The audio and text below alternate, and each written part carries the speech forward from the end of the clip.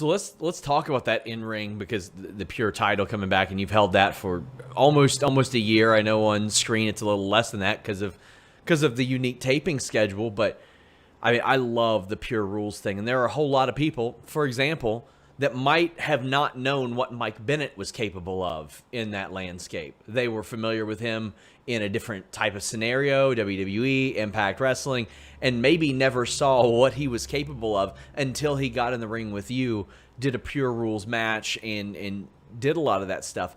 What were your thoughts? Like, was that something that you pushed for, the pure title coming back? Was that something that was just brought up and you were like, hell yeah, I'll spearhead this?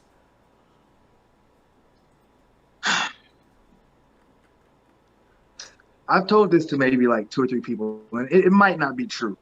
But I remember when I came in the Ring of Honor in 2017, the Bucks were still around, and things were really going in the New Japan direction and everything.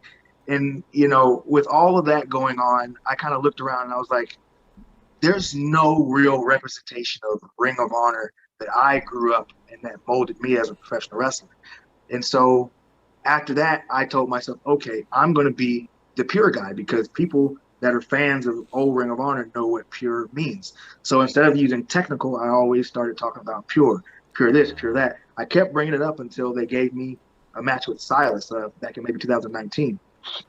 Long story short, though, I like to think I had a lot to do with it, because I cut promos about this stuff that never saw the light of day.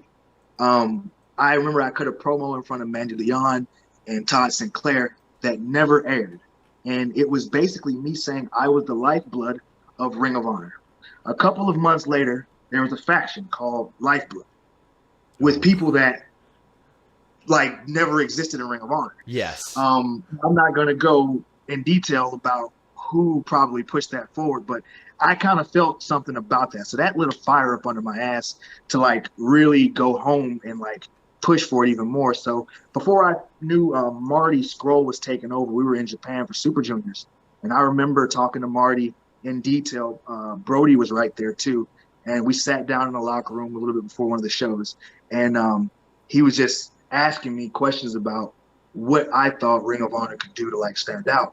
And I went on this huge, like probably half an hour rant about how pure wrestling is the identity of Ring of Honor, because nobody else can make that claim. If somebody else starts doing it, they're copying us. And that would differentiate us. When you want to see a sports-oriented, like professional wrestling match, you would come to Ring of Honor. I have a idea that wrestling is supposed to be a variety show, right? But I think since everything is subscription-based now, why isn't that you go to blank promotion for comedy, and you go to this company for whatever, you go to Ring of Honor for sports-based product, something that has rules. You can follow the story through rankings and different things of that nature. So I spit all of this to Marty.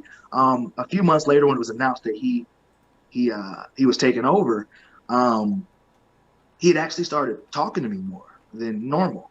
And we had a phone call, and he sent me this email, and it had a PowerPoint presentation. He said, "Hey, what do you think about this? I'm about to pitch it."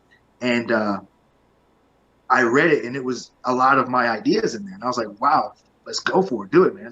And the next thing I know, the Pure Tournament was announced, and, you know, the rest is history. So I like to think I had a little bit of influence on it, but who pushed it through, really? I thank him to this day. I know he's got counsel and everything, which is unfortunate for a lot of reasons. But Marty, you know, I think on his way out, he did a lot to save the company, believe it or not. And in your particular in-ring style, like, it seems like you can win with absolutely any move. Have you had fun, like, making that a thing where a lot of people have a finish and people will immediately recognize it? With you, it's like the attention has to be at a bit of a height throughout more of the match, because you don't necessarily know what Jonathan Gresham is going to finish a move with. Has it been challenging? Has it been fun, like subverting expectations?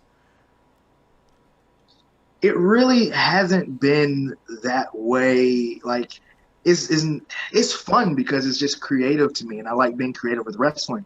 I just feel like we have all gotten into this groove of a match has to be a certain way. And when I really watch shows, I like to watch live shows to see the fans' reactions, and everybody, they're conditioned. They kind of know when to react, and that's not a real genuine reaction. They're waiting to react. And Yeah. I don't want to have a match that is like predetermined, so much with the fans anyway. So like, I want them to be excited because they honestly don't know what's going to happen.